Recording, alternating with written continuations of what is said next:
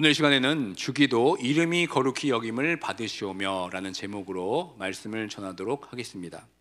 우리는 계속해서 예수님께서 가르쳐 주신 이 주기도의 말씀을 살펴보고 있습니다. 기도의 문을 여는 열쇠인 하늘에 계신 우리 아버지, 이 기도가 지금 여러분의 기도 가운데 있으십니까? 한 단어 한 단어 우리에게 가르쳐 주신 이 기도의 열쇠들을 가지고 여러분 하나님께 그 기도의 문을 열면서 기도하고 계십니까? 우리가 주기도문의 말씀을 듣고 그저 이해하고 이런 말씀이 있구나, 이 정도로 우리가 멈춰 있으면 안 됩니다. 예수님께서 가르쳐 주신 이 기도가 우리 삶 속에서 끊임없이 우리의 입술과 삶으로 고백되어져야 합니다. 기도의 문을 열라고 주신 주기도문의 기도로 기도의 문을 열고 하나님께 나아가서 우리가 기도해야 합니다. 이 기도의 열쇠인 이 주기도문의 기도로 은밀한 골방에서 하늘에 계신 우리 아버지를 부르면서 우리가 하나님께 기도해야 합니다. 이 주기도문을 통해서 다시 한번 하나님 나라 백성으로서의 이 세상에서 어떻게 살아가야 하는지 우리 삶을 매일매일 점검하면서 우리는 살아가야 합니다. 오늘 이 본문에 들어가기 앞서서 이 주기도문의 전체적인 구조를 한번 살펴보길 원합니다. 주기도문의 구조는 지난번에 살펴본 하늘에 계신 우리 아버지, 이렇게 하나님 아버지를 부름으로 시작해서 바로 뒤에 6개의 간구가 나옵니다. 그 6개의 간구는 하나님에 대한 간구와 우리에 대한 간구로 나눠집니다. 하나님에 대한 간구는 하나님의 이름이 거룩히 여김을 받으시오며, 그리고 하나님의 나라가 임하시오며 하나님의 뜻이 이루어 주옵소서, 이렇게 하나님에 대한 3가지 간구로 되어져 있습니다. 그리고 나머지 3개는 우리들의 간구입니다. 즉 우리들에게 일용할 양식을 주시옵고 우리의 죄를 사하여 주시옵고 우리를 시험에 들게 하지 마옵소서, 이렇게 3가지로 우리의 간구로 되어 있습니다. 그리고 마지막은 나라와 권세와 영광이 아버지께 있사옵나이다, 이렇게 송령으로 주기도문의 구조가 되어져 있습니다. 오늘은 그 주기도문의 그 하나님에 대한 간구 중 첫 번째 말씀인 이름이 거룩히 여김을 받으시오며에 대해서 우리가 한번 살펴보도록 하겠습니다. 만약 우리에게 예수님께서 주기도문의 기도를 가르쳐 주지 않았다면 우리의 기도는 어떻게 시작하고 어떻게 끝이 나겠습니까? 아마도 우리의 기도는 나로 시작해서 나로 끝났을 것입니다. 우리의 이 본능적인 기도는 늘 나로 시작하고 늘 나로 끝나게 됩니다. 근데 여러분, 이 주기도문의 기도는 어떻게 시작해서 어떻게 끝이 납니까? 하늘에 계신 우리 아버지로 시작해서 나라와 권세와 영광이 아버지께 있사옵나이다, 이렇게 끝이 납니다. 그러니까 주기도문은 하나님 아버지로 시작해서 하나님 아버지로 끝이 납니다. 그렇기 때문에 이 자아 중심적인 삶을 살고 있는 우리들에게 이 주기도문은 어떻게 보면은 상당히 낯선 기도입니다. 하나님의 이름을 거룩히 여김을 받으시오며 라는 기도 자체가 우리에게는 너무나 어색하면서 생소한 기도입니다. 앞에서 말한 것처럼 하나님에 대한 이 3가지 간구를 시작하는 이름이 거룩히 여김을 받으시오며, 이 기도의 가르침은 나로 시작해서 나로 끝나는 우리의 자연적인 이 자연 자기 중심성의 기도의 방향과 틀을 바꿔주는 아주 중요한 기도입니다. 주기도문의 첫 번째 간구인 이름이 거룩히 여김을 받으시오며, 이 기도를 살펴볼 때 우리가 먼저 하나님의 이름에 대해서 우리가 나누길 원합니다. 여러분들은 하나님의 이름에 대해서 알고 계십니까? 사실 하나님께 이름을 붙인다는 것은 불가능한 일입니다. 왜냐하면 하나님은 사람에 의해서 규정되는 분이 아니기 때문에 그렇습니다. 어떻게 피조물인 우리가 창조주인 하나님께 이름을 붙일 수 있겠습니까? 하나님도 그분의 이름이 아니고 여호와도 그 이름이 아닙니다. 하나님께는 이름이 있을 수가 없습니다. 그래서 신학자 판덴베르크는 하나님을 우리가 규정할 수 없는 분이기 때문에 그저 주라고 부르는 것이 가장 좋다고 설명하기도 합니다. 하나님의 이름에 대한 이야기는 우리가 너무나 잘 아는 이 호렙산에서 모세가 하나님을 만나는 장면에서 우리가 보게 됩니다.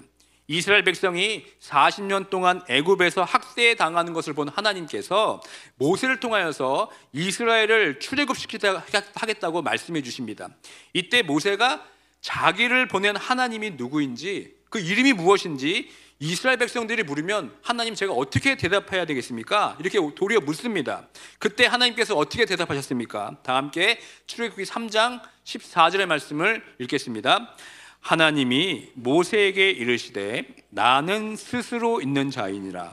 또 이르시되 너는 이스라엘 자손에게 이같이 이르기를 스스로 있는 자가 나를 너에게 보내셨다 하라.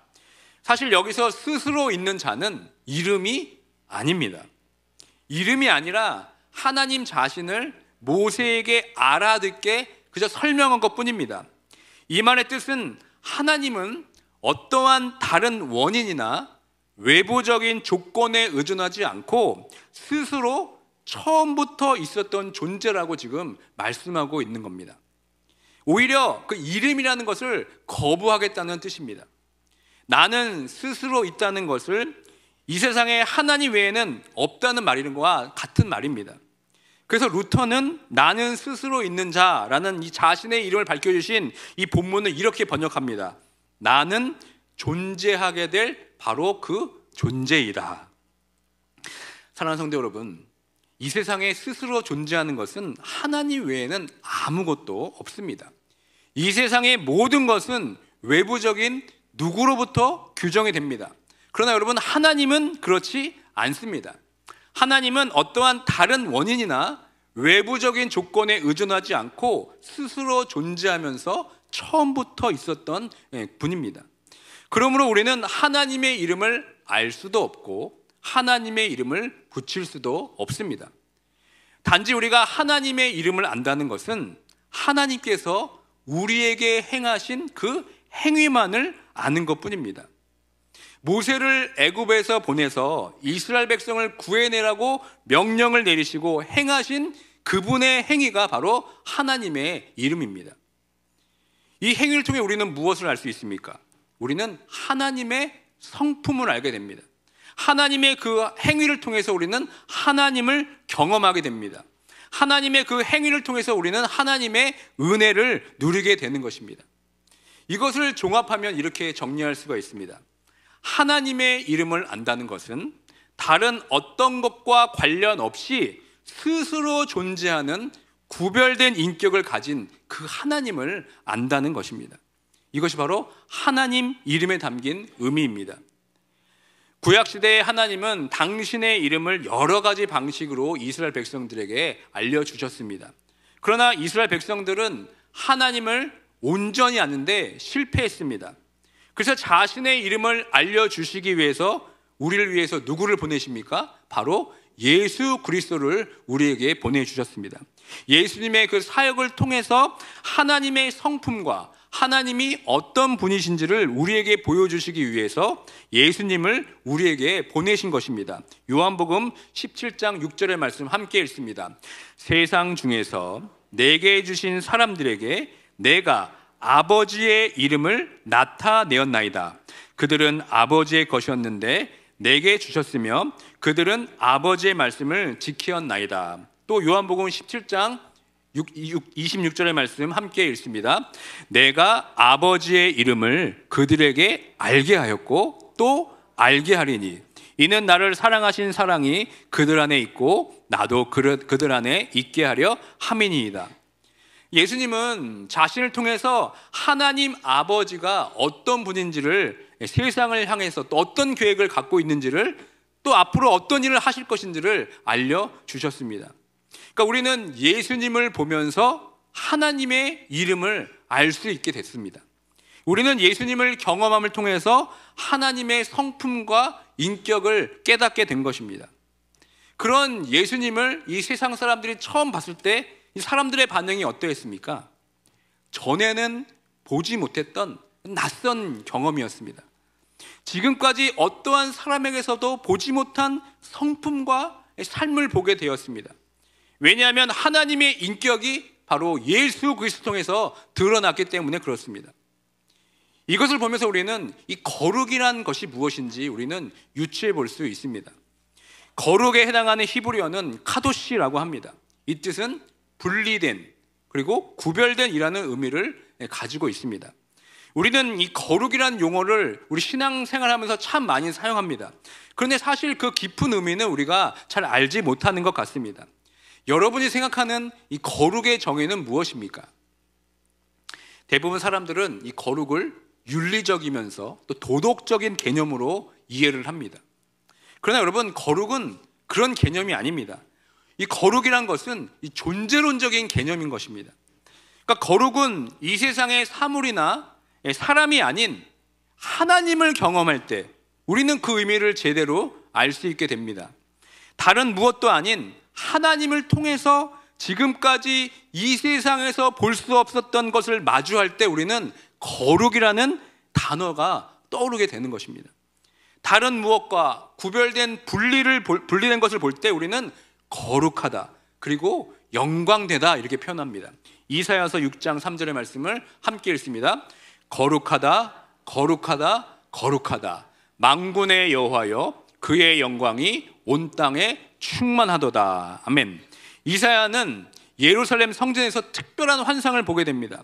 전에는 보지 못한 하나님을 보게 됩니다. 전혀 익숙지도 않고 낯선 그 모습을 보면서 그가 무엇을 고백하고 있습니까? 바로 거룩, 거룩, 거룩, 그리고 영광을 외치는 겁니다. 하나님의 그 거룩한 실체를 우리가 마주하게 될 때 우리는 그것을 영광 이렇게 표현하기도 합니다.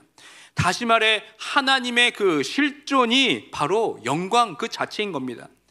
그 영광은 바로 하나님의 거룩한 실존을 마주할 때 나타나게 됩니다. 그 영광을 우리는 이 땅에서는 완전히 볼 수가 없습니다. 그러나 주님이 다시 오실 때 우리는 반드시 그 영광, 그 하나님의 그 실제와 마주하게 될 것입니다. 그 말씀이 바로 고린도후서 3장 18절의 말씀입니다. 함께 읽습니다.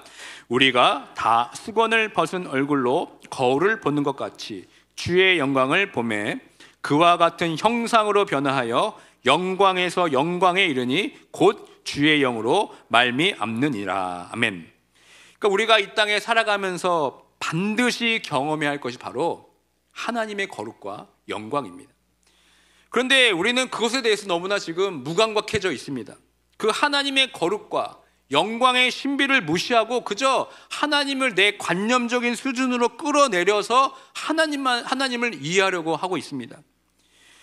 우리가 구원받은 것은 예수 그리스도로 인해서 그 하나님의 거룩한 신비로운 영광의 빛이 우리 삶 가운데 들어왔기 때문에 우리가 구원을 받은 것입니다. 그래서 사도 베드로가 베드로전서 2장 9절에서 이렇게 기록하고 있습니다. 다 함께 베드로전서 2장 9절의 말씀이 있습니다. 너희는 택하신 족속이요 왕같은 제사장이요 거룩한 나라요 그의 소유가 된 백성이니 이는 너희를 어두운 데서 불러내어 그의 기이한 빛에 들어가게 하신 이의 아름다운 덕을 선포하게 하려 하심이라. 아멘. 이 말씀을 통해 우리를 어두움 가운데 불러내셔서 그의 기이한 빛에 들어가게 하셨다. 이 말씀을 우리가 좀 주목해 볼 필요가 있습니다. 여기서 기이하다는 것은 아주 놀랍다는 뜻입니다. 그 놀라운 이유가 무엇입니까? 예수 그리스도께서 보여주신 그 빛은 이 세상에서 볼 수 있는 빛과 달랐기 때문에 그렇습니다. 그래서 예수 그리스도의 그 가르침, 행위를 통해서 사람들은 낯선 빛을 보게 되는 겁니다. 그 낯선 것을 통해서 하나님을 경험하게 됩니다. 그리고 그 낯선 것에 두려움을 느끼게 됩니다. 이것을 우리는 거룩한 두려움 이렇게 말합니다. 그래서 많은 제자들이 예수 그리스도를 통해서 전에는 경험하지 못했던 하나님을 보게 되자 어떻게 말합니까? 주여 나를 떠나소서, 나는 죄인입니다. 이렇게 고백할 수밖에 없는 것입니다. 여러분들에게 예수님은 어떤 분이십니까? 예수님이 정말 거룩한 그 낯설음 가운데 여러분 예수님을 느끼고 계십니까? 아니면 너무나 타성적으로만 느끼고 있지는 않습니까? 내가 이해하는 수준에서만 이해하고 있기 때문에 너무나 편한 분은 아니십니까? 우리가 하나님 앞에 섰을 때 우리의 자연스러운 반응은 낯섦입니다. 낯설어야 하는 것입니다. 그 낯선 이유가 바로 거룩한 하나님이기 때문에 그렇습니다. 이 세상과 구별된 존재로서의 하나님 앞에서 설 때 우리는 거룩한 두려움을 느낄 수밖에 없습니다. 이것이 바로 하나님의 이름이며 하나님이 존재하시는 그 거룩함의 의미인 것입니다. 그런데 우리는 이 기도, 이름이 거룩히 여김을 받으시오며 이 기도를 좀 다르게 착각하는 것 같습니다. 우리가 우리의 기도로서 하나님을 거룩하게 할 수 있다고 생각합니다. 그러나 여러분, 우리가 아무리 거룩한 태도로 예배를 드리고 우리가 아무리 거룩한 기도로 하나님께 기도할 때 그 기도로 말미암아, 그 예배로 말미암아 하나님이 거룩해지는 것이 아닙니다. 하나님 자체가 바로 우리와 다른 낯선 거룩한 분이기 때문에 우리의 기도로 하나님이 거룩해지는 것이 아닙니다. 그러므로 이름이 거룩히 여김을 받으시오며 이 기도는 나의 기도로 하나님을 거룩하게 만드는 것이 아니라 이 기도를 통하여서 하나님의 거룩함이 나의 삶에서 드러나게 하는 기도가 바로 이 기도인 것입니다. 이름이 거룩히 여김을 받으시오며의 기도는 하나님의 거룩함, 그 낯선 거룩함이 나를 통해서 이 세상에 들어가게 하는 삶의 기도가 바로 오늘의 주기도문의 기도인 것입니다.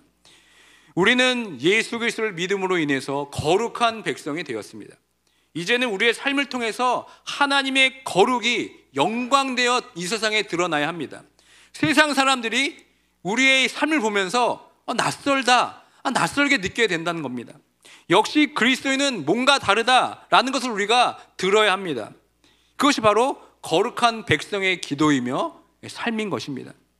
그렇기 때문에 산상수훈의 가장 중심부에 위치한 이 주기도문에서 이름이 거룩히 여김을 받으시오며의 기도는 이 산상수훈의 핵심, 너희는 세상과 구별된 삶을 살아라 라고 가르쳐 주시는 예수님의 가르침과 일치하는 기도인 것입니다. 우리는 예수 그리스도의 가르침대로 정말 세상과 구별되는 삶을 살아야 합니다. 넓은 길을 가는 것이 아니라 좁은 길을 가야 합니다. 오른쪽 뺨을 맞으면 왼쪽 뺨도 대줄 수 있어야 됩니다. 원수도 기꺼이 사랑할 수 있어야 됩니다. 전혀 세상의 가치와 다른 삶을 살아갈 때 세상은 우리를 낯설게 보게 되는 겁니다. 여러분, 그 그리스도인이라는 용어가 언제 어떻게 시작되는지 아십니까? 이 단어는 사도행전 11장에 처음 등장합니다. 우리 사도행전 11장 26절의 말씀을 함께 읽습니다. 만남에 안디옥에 데리고 와서 둘이 교회에 1년간 모여 있어 큰 무리를 가르쳤고 제자들이 안디옥에서 비로소 그리스도인이라 일컬음을 받게 되었더라. 그 당시 사람들은 이 제자들의 삶을 보면서 상당히 낯설어 했습니다. 그들의 삶, 그들의 섬김을 보면서 무엇인가 그들에게 이름을 붙이길 원했습니다. 그런데 그들에게 어떠한 용어를 붙여야 될지 막막했습니다. 그런데 그 낯선 모습과 겹치는 사람이 있었습니다. 그분이 누구입니까? 바로 그리스도였습니다. 그래서 그들을 그리스도인, 크리스찬으로 부르게 된 것입니다. 이 시간 우리들의 삶을 한번 돌아보길 원합니다. 우리의 삶을 보면서 세상 사람들은 지금 어떻게 생각하고 있습니까? 우리의 삶을 통해서 하나님의 그 거룩함이 드러나고 있습니까? 그 당시 예수 그리스도의 삶과 가르침대로 살았던 초대교인들, 이 제자들의 낯설음이 우리 삶 가운데 지금 드러나고 있습니까? 혹시 세상 사람들에게 이 거룩한 낯설음이 아니라 혹시 엉뚱한 낯설음으로 사람들에게 비춰지고 있지는 않습니까? 저분이 교회 다니는 분이라고? 저분이 교회에서 직분을 맡은 자라고? 저분이 교회에서 이런저런 섬김을 한다고? 오히려 이런 말을 듣고 있지는 않습니까?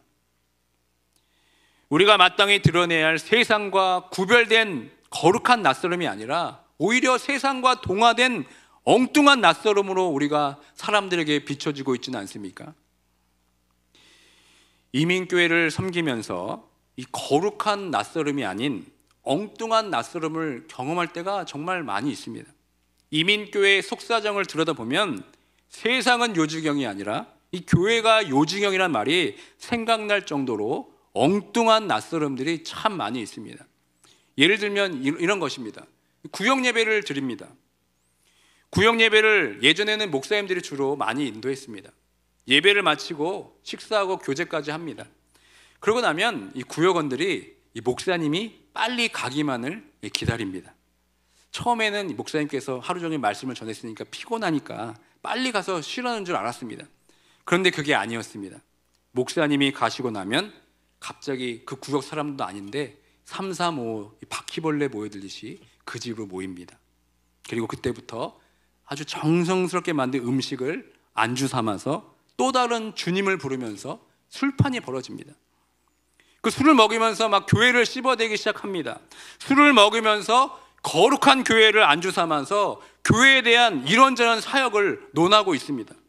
여러분, 이것이야말로 정말 엉뚱한 낯설음이 아닙니까? 그러다가 싸움도 벌어집니다. 술을 먹으니까 속에 있는 이야기가 막 터져 나옵니다. 감정이 조절이 안 되니까 네가 맞네 내가 맞네 이러면서 싸우고 다신 당신 얼굴 안 보겠다, 교회 다신 안 나오겠다, 이런 일들이 비일비재하게 일어났습니다. 또 술 마시다가 그냥 집에 곱게 가면 좋은데 경찰한테 걸립니다. 음주운전으로 또 차를 한동안 없이 지내기도 합니다. 이러한 모습들이 이 거룩한 낯설음을 보여줘야 하는 이민교회의 모임 안에 일어나는 일들입니다. 이것이야말로 정말 엉뚱한 낯설음이 아닙니까? 이를 보면서 세상 사람들이 여러분 무엇이라 하겠습니까? 아니, 무엇보다 하나님께서 과연 그 모습을 기뻐하실 수 있겠습니까? 이름이 거룩히 여기시오며라는 기도가 우리가 입에서 하고 있지만 그런 삶을 통해서 오히려 하나님의 그 거룩함을 땅에 떨어뜨리는 일들이 얼마나 많이 지금 자행되고 있습니까? 사람들이 착각하는 것이 있습니다. 하나님을 모르는 사람들은 하나님을 모독하지 않습니다. 하나님을 모르는 자들은 알지도 못하는 하나님을 모독할 자격도 없습니다. 문제는 하나님을 믿는 사람들로 인해서 하나님의 거룩하신 이름이 땅에 떨어져 버린다는 것입니다. 한국에서의 일입니다. 제가 한국에서 대학교 생활을 할 때 방학 때마다 파트타임으로 방역회사에서 소독하는 일을 했습니다. 패스트 컨트롤 일을 했습니다. 주로 이 아파트에 가서 일일이 초인종을 다 누르면서 집안에 들어가서 소독하는 일이었습니다. 그 당시 한국에서는 아파트 문 앞에 그 호스 앞에 보면은 어느 교회라는 이 교패가 다 붙어져 있었습니다. 그러니까 교회를 다니는 분들은 교회에서 너나 할 것 없이 이 교패를 주시기 때문에 다 아파트 문 앞에 붙여주셨습니다. 그래서 그 교패만 보면 이 사람들이 교회를 다니는 사람들이구나, 그리고 어느 교회를 다니는지 제가 금방 알 수 있었습니다. 사실 일일이 집에 들어가서 각 방마다 소독하는 일은 쉽지가 않습니다. 아무리 아파트에서 언제 몇 시에 소독하니까 문을 열어두십시오 해도 사람들이 별 반응이 없습니다. 그래서 소독하러 집에 들어가는 자체가 너무나 힘이 듭니다. 그들이 소독을 가장 꺼리는 이유가 무엇인지 아십니까? 집이 아주 지저분하니까 누가 들어오는 것을 싫어하는 겁니다. 그러니까 대부분 집들이 별로 소독하기를 원치 않습니다. 제 경험상 한 10집 정도 소독하면은 한 두세 집 빼고는 다 지저분했습니다. 근데 그 중에서 특별히 지저분한 집들이 있습니다. 오히려 제가 신고 간 양말이 들어올까 봐 걱정한 그런 집도 있습니다. 그런데 그런 집들의 한결같은 대답은 이겁니다. 오늘은 제가 청소를 못해서, 이렇게 얘기를 합니다. 제가 볼 때는 오늘이 아니라 몇 주를 청소 안 한 건데 말입니다. 그런 상황에서 저는 아파트의 초인종을 누리면서 소독하러 왔습니다. 이것을 연신 외칩니다. 그러면서 문 앞에 보이는 교패를 보면서 나름 제가 기대를 합니다. 이분은 교회 다니시는구나. 이분이 교회 다니시니까 좀 더 친절하겠지, 아니면 수고한다고 말하면서 물 한 잔을 더 주시겠지, 이렇게 막 격려해 주시겠지, 이런 기대를 하고요 초인종을 누릅니다. 그런데 여러분, 그 기대가 정말 산산이 조각처럼 무너졌습니다. 정말 대부분 교회 다니시는 분들의 모습은 전혀 내가 기대하던 그런 그리스도의 모습이 아니었습니다. 제가 물론 나름 기대가 높아서 그럴지도 모르겠지만 오히려 더 저를 나쁘게 대하고 저를 더 힘들게 하신 분들이 더 많이 있었습니다. 이것이 제가 잠깐의 경험으로 말씀드리는 것이 아닙니다. 대학 시절 동안 거의 4년 넘게 방학 내내 일을 했기 때문에 심지어 저는 어느 교파, 어느 교회 분들이 유독 저를 못되게 하셨는지 그런 나름대로 이 경험과 통계가 있습니다. 그러니까 제가 경험한 이 모습은 그리스도인으로서의 거룩한 낯선 모습이 아니었습니다. 어쩌면 다른 세상 사람들보다 더 못한 모습이었습니다. 세상의 기대와 전혀 다른 엉뚱한 낯설음들이 그리스도인에게서 보였습니다. 예수님은 마태복음 5장 16절에서 산상수훈 말씀을 통해 이렇게 말씀하고 있습니다. 우리 다 함께 읽습니다. 이같이 너희 빛이 사람 앞에 비치게 하여 그들로 너희 착한 행실을 보고 하늘에 계신 너희 아버지께 영광을 돌리게 하라. 아멘. 여기서 말하는 빛은 무슨 빛입니까? 앞에 살펴본 베드로전서 2장 9절에서 말씀하신 그 기이한 빛입니다. 세상 사람들에게 낯선 빛입니다. 그 거룩한 삶과 착한 행실을 통해서 하나님의 거룩하심, 하나님의 영광이 드러나는 것이 바로 예수님께서 말씀하신 거룩한 백성의 모습인 것입니다. 그리스도인이라고 불리는 나의 삶을 보면서 세상 사람들이 질문을 던져야 됩니다. 아, 전에는 내가 경험하지 못한 사람이네. 어떻게 저분 저렇게 착할 수가 있을까? 어떻게 저런 실패 속에서 쓰러지지 않고 다시 일어설 수 있을까? 어떻게 저렇게 말도 안 되는 상황 가운데서도 저렇게 평안한 모습을 하고 있을까? 어떻게 저렇게 넉넉하지도 않는데 나누며 살 수 있을까? 도대체 저 사람은 무엇을 믿기에 저런 삶을 살 수 있을까? 이런 우리의 모습을 보면서 세상 사람들이 낯설게 여기면서 우리에게 질문하게 만드는 그런 거룩한 삶을 사시는 모두가 되길 주님의 이름으로 축원드립니다. 말씀을 맺습니다. 이름이 거룩히 여김을 받으시오며, 이 기도를 통해 하나님을 거룩하게 하는 기도가 아닙니다. 이 기도는 하나님의 거룩하심이 나의 삶으로 비춰져서 우리가 세상과 구별된 분리된 삶으로 살겠다는 삶의 기도인 것입니다. 이름이 거룩히 여김을 받으시오며, 이 기도를 통해서 하나님의 거룩이 우리 삶 가운데 드러나야 합니다. 이 기도를 통해 우리 삶이 세상과 다른 낯선 삶으로 변화되어야 합니다.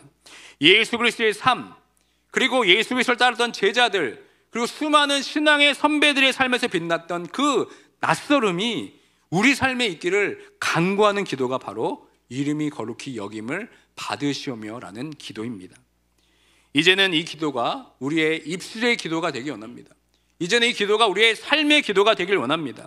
나의 중심적이고 이기적인 기도에서 벗어나서 이 기도를 통해서 하나님의 거룩한 낯설음이 우리 삶에 녹아져서 하나님의 거룩하심이 이 세상에 비춰지는 우리의 기도와 삶이 되길 주님의 이름으로 축원드립니다. 그래서 세상 사람들은 우리들을 낯설게 보지만 정작 우리들은 그 낯설음이 이제는 너무나 자연스러운 우리의 익숙함과 일상이 되어서 작은 예수 그리스도로 이 땅에서 거룩한 빛을 드러내며 하나님께 영광 올려드리는 삶이 되길 주님의 이름으로 축원드립니다. 아멘.